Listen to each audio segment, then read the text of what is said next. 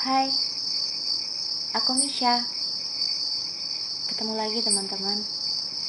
Terima kasih ya sudah berkunjung ke duniaku. Aku suka sekali bercerita. Semoga ceritaku bisa jadi teman buat sepimu ya. Kali ini aku akan melanjutkan bercerita tentang rumah hantu di perkebunan karet part 6. Cerita ini pertama kali ku baca dari sebuah akun Twitter @bristory. Buat kamu yang mau support Bri, akun dia sudah aku sertakan di deskripsi video ini ya. Oh iya, aku ada giveaway loh. Kamu bisa ikutan di Instagramku @beginiceritanya.id. Akun Instagram juga sudah aku tuliskan di deskripsi video ya. Lumayan loh giveaway-nya, ikut ya. Kalau kamu suka dengar aku bercerita, biar aku makin semangat, subscribe channel ini ya, like, dan berikan komentar, saran dan kritik yang positif biar aku bisa lebih memperbaiki diri. Kamu juga bisa follow aku loh di Spotify. Nama akunku Begini Ceritanya. Langsung saja ya. Begini ceritanya.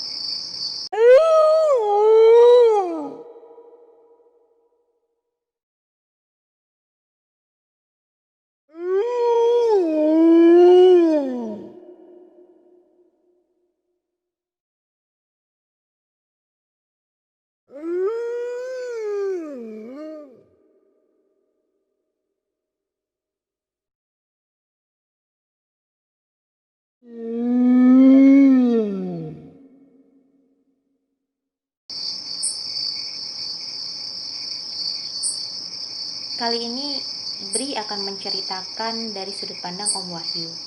Ya, Bri juga mengenal Om Wahyu karena Wahyu adalah teman dari Om Heri yang adalah paman dari Bri. Kita mulai ya.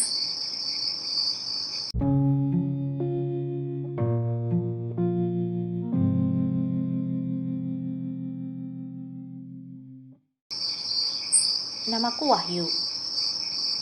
Umurku 24 tahun, lulusan sekolah menengah kejuruan.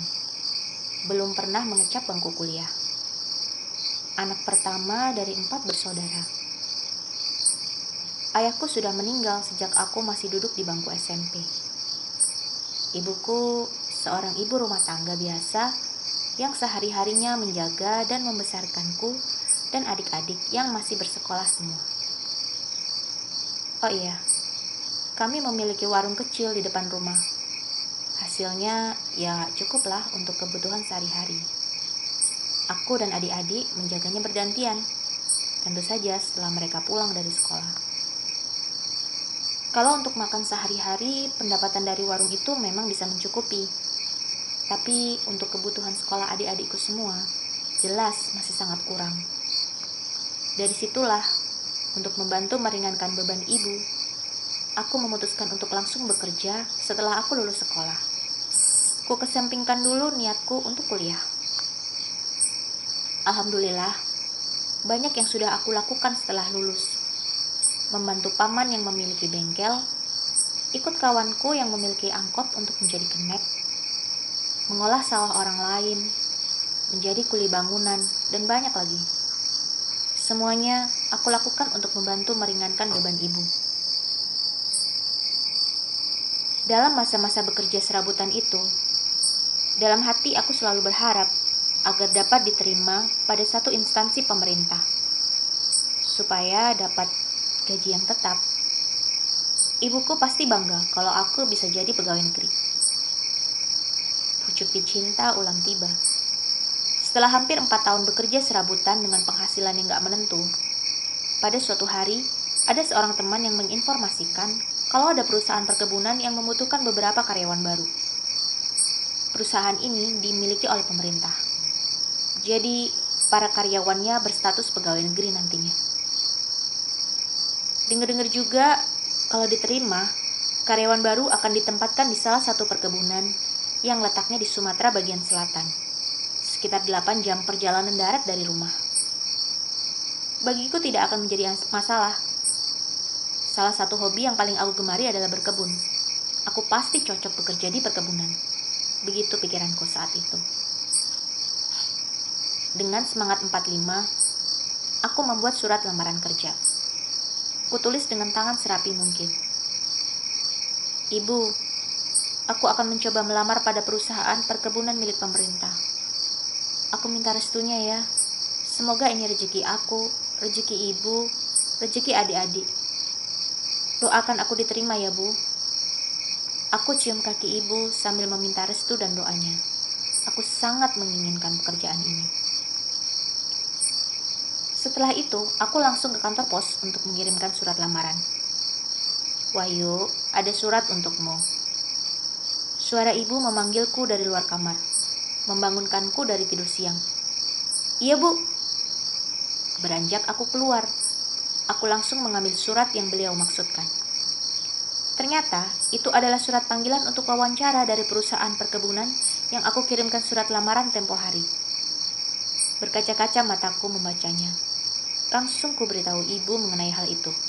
Dan sekali lagi, aku mohon doanya untuk kelancaran wawancara nanti. Singkat cerita, setelah menjalani beberapa kali wawancara, akhirnya aku mendapatkan pekerjaan itu. Walaupun pada awalnya masih berstatus honorer, tetap saja aku sangat bahagia. Ibu sampai berlinang air mata waktu mendengar kabar ini pertama kali.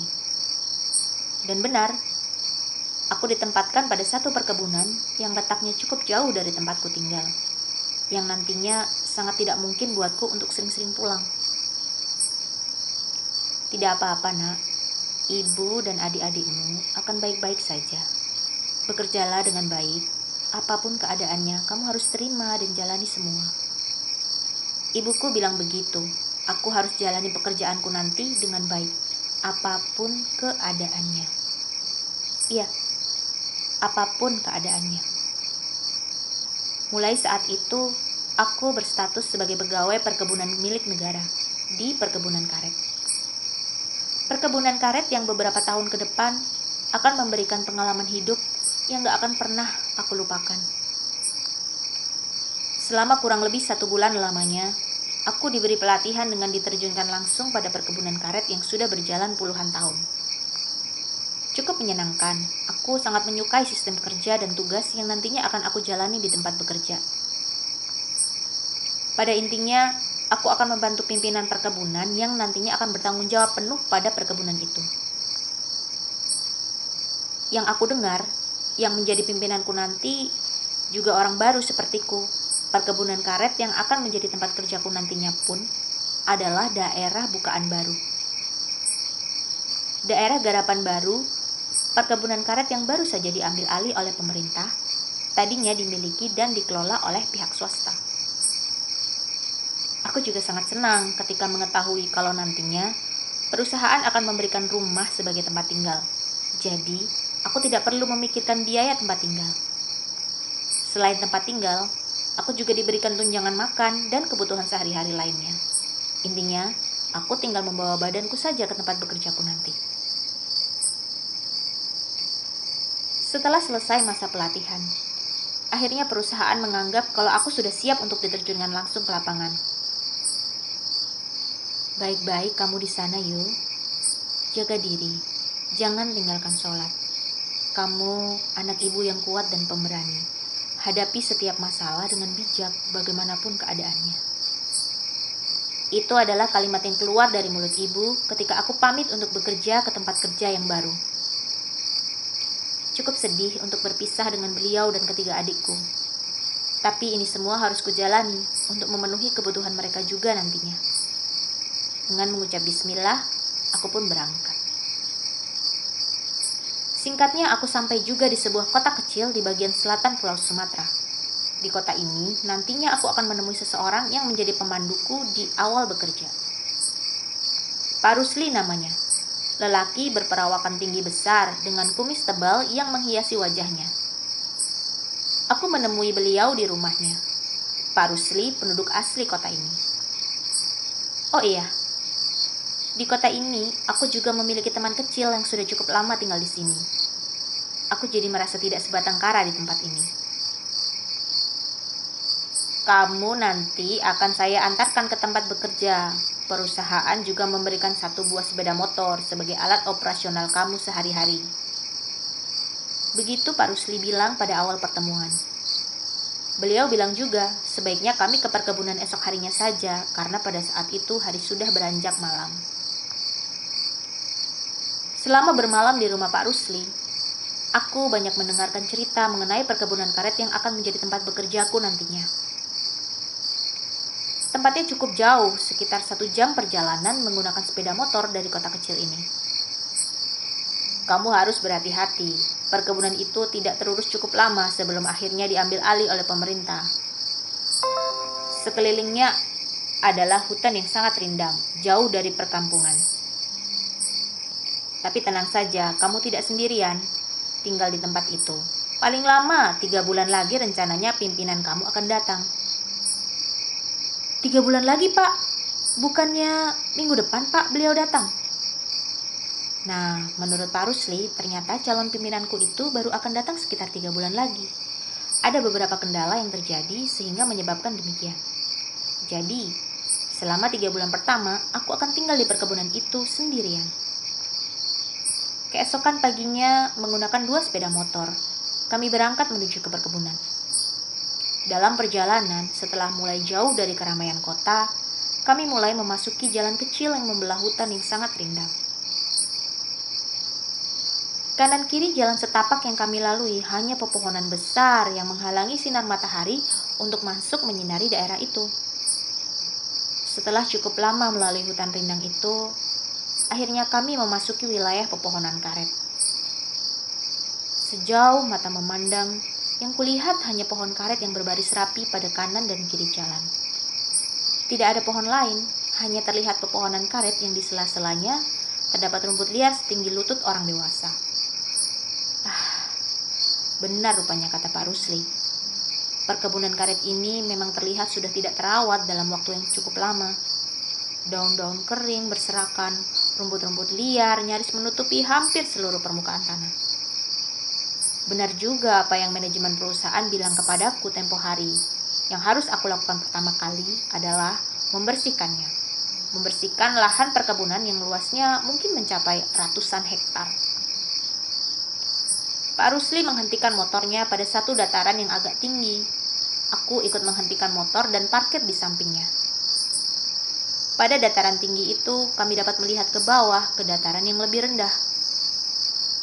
Sekitar 50 meter dari tempat kami berhenti, aku melihat rumah yang berdiri sendirian. Tidak ada bangunan apapun di sekelilingnya. Rumah itu cukup besar dengan sedikit tanah kosong di sekelilingnya. Beberapa meter di kanan kiri berbaris pohon-pohon karet yang memang masih termasuk dalam wilayah perkebunan. Di belakangnya dari kejauhan aku dapat melihat pepohonan bambu. Sepertinya pohon-pohon bambu itu sudah berada di luar area perkebunan. Itu Wahyu, rumah yang akan menjadi tempat tinggalmu. Kamu bisa beristirahat dulu hari ini sambil membereskan rumah. Besok akan ada sekitar 50 orang pekerja yang akan datang ke sini. Kamu bisa perintahkan untuk membersihkan perkebunan ini terlebih dahulu. Panjang lebar Pak Rusli menjelaskan keadaan rumah. Sementara aku hanya diam sambil mengangguk sesekali. Setelah itu, kami lanjut berjalan menuju rumah yang sudah sangat dekat. Setelah memarkirkan motor di halaman depan, Pak Rusli dengan cekatan membuka pintu rumah, dan kami pun memasukinya. Rumah sudah bersih, kamu tinggal menempatinya saja. Kemarin saya dan beberapa pekerja membereskan rumah ini. Begitu kata Pak Rusli. Memang benar, rumah dan perabotannya dalam keadaan bersih dan rapi. Rumah ini memiliki 3 kamar. 2 kamar berdampingan dengan ruang tengah. 1 kamar lainnya berada di belakang bersama dengan dapur dan kamar mandi. Ketika membuka pintu belakang, langsung terlihat pepohonan bambu yang rindang. Suaranya terdengar cukup kuat karena angin yang bertiup pada saat itu. Rumah dan lingkungannya ini persis seperti yang ada dalam bayanganku sebelumnya. Rumah di tengah-tengah perkebunan karet yang jauh dari keramaian. aku sudah menduganya. Tapi yang di luar dugaan, ternyata aku harus tinggal di rumah ini sendirian selama 3 bulan ke depan, sampai pimpinanku datang.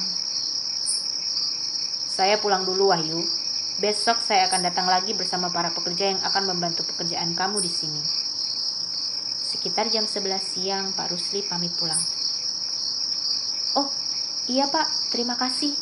Besok saya tunggu ya Pak. Begitulah, setelah Pak Rusli pergi, aku menjadi satu-satunya orang yang berada di rumah itu. Dan satu-satunya orang juga yang berada di perkebunan karet yang luas itu. Aku hanya membawa beberapa potong pakaian. Setelah itu, tidak membawa apa-apa lagi. Makanya, aku dapat membereskan barang-barangku hanya dalam hitungan menit. Setelah selesai beres-beres, aku menghabiskan waktu untuk melihat-lihat sekitar rumah. Rumah itu menghadap ke perkebunan karet. Posisi perkebunan sedikit lebih tinggi dari letak rumah. Samping kanan dan kiri juga berjajar rapi pepohonan karet. Bagian belakang ternyata sudah tidak masuk wilayah perkebunan karena sudah ditumbuhi pepohonan bambu yang cukup rindang. Agak jauh di belakang pohon-pohon bambu itu mengalir sungai yang cukup besar, sungai yang airnya masih tergolong jernih dan bersih. Begitulah sedikit gambaran mengenai sekitar rumah setelah aku telusuri. Sekitar jam 3 sore aku tertidur kelelahan. Tubuhku sudah lelah karena kegiatan yang aku lakukan sejak kemarin membuat tidurku sangat lelap. Begitu lelapnya, sampai-sampai aku bermimpi. Mimpi yang terasa seperti nyata. Di dalam mimpi, aku merasa sedang terbaring di atas rumput. Di sekelilingku berdiri pohon-pohon karet yang tinggi menjulang. Sinar matahari masuk melalui celah-celah dahan pohon. Beberapa garis sinarnya cukup membuat mataku silang. Aku tidak dapat menggerakkan seluruh bagian tubuh, hanya kedipan mata yang dapat kulakukan. Aku tetap diam terbaring ketika ada beberapa sosok yang tiba-tiba datang menghampiri.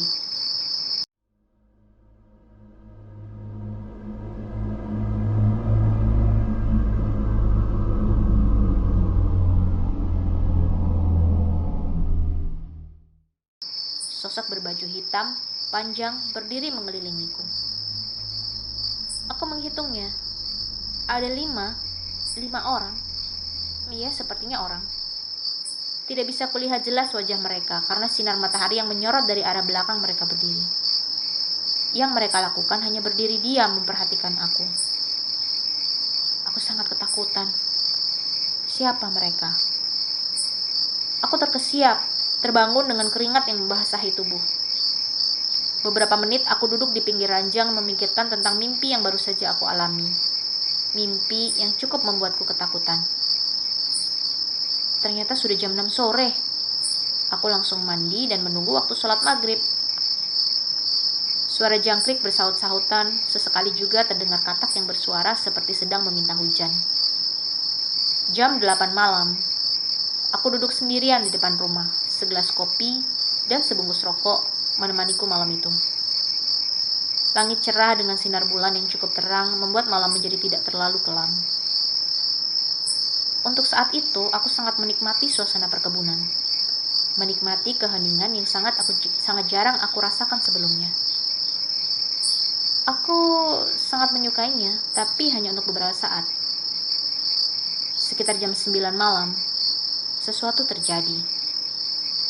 Mataku melihat pemandangan yang cukup aneh dari kejauhan. Sekitar 50 meter di depan, aku melihat ada seseorang yang berdiri di bawah salah satu pohon karet. Dia hanya diam, menghadap ke arah tempatku duduk.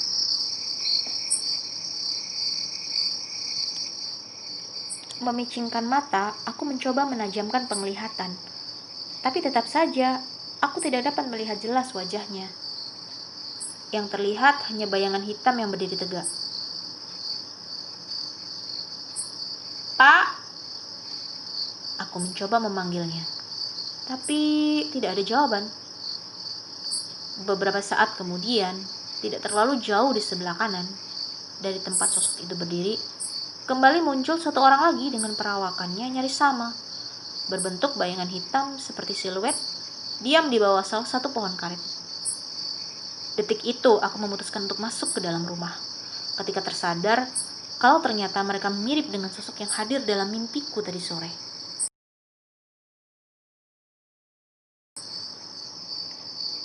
Setelah berada di dalam, aku langsung mematikan lampu petromak yang di ruang tengah. Rumah menjadi gelap dan semakin hening. Perlahan, aku mulai merasa ketakutan. Suara jangkrik dan katak yang tadinya bersaut-sahutan tiba-tiba menghilang, tidak terdengar lagi. Keadaan menjadi senyap. Aku semakin ketakutan dengan keadaan ini. Tetapi masih ada sedikit rasa penasaran mengenai sosok bayangan hitam yang berdiri di luar rumah. Aku pun pergi ke arah jendela yang ada di sebelah pintu. Dan kuraih tirainya, membukanya sedikit untuk memberikan celah mengintip. Dari celah tirai itulah, akhirnya aku dapat melihat keluar.